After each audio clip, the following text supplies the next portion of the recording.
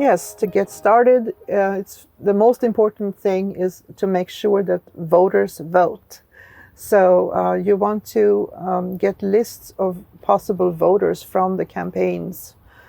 They usually have a campaign aide that's in charge of outreach in the community, and they can share address lists that they buy from the voting records.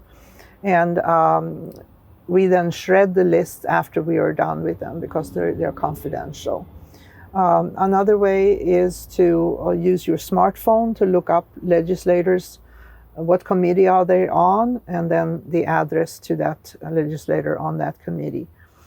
So it's a little bit of a civics lesson too.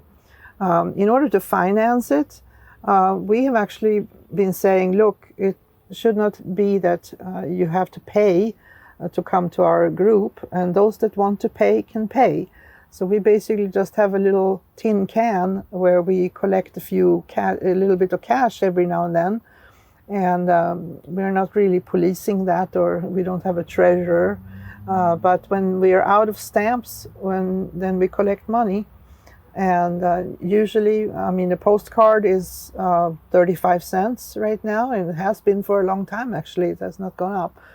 And the printing is usually about $20 to $25 for 250 to 500 cards. And usually now we have printed so much that we can actually get a discount.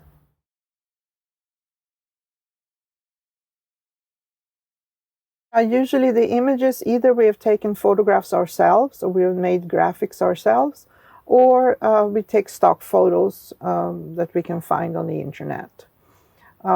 If you're writing for a campaign, it's also important to say on the card, this is paid for by such and such campaign, or by yourself.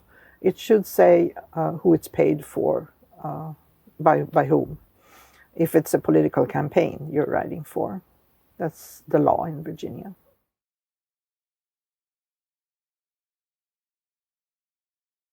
Usually we ask the group members if they have ideas for postcards.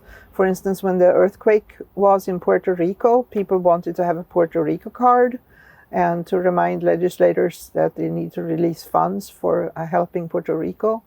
But it could also be something that somebody has personally gone through, like the Medicare for All, the paid family leave, and so on. And we try to research it on the internet. We actually supply a folder with a template for what they could say on the topic. And we have some research articles that pertain to that topic in the folder. We have about 10, 15 folders now. So if somebody comes and say, I don't know what to write, we can give them the folder, and it has the addresses in there, and it has a research article on the topic, so they can paraphrase, or they can make up their own writing based on the article that we have supplied. Writing postcards is very simple to set up. It's very simple to do.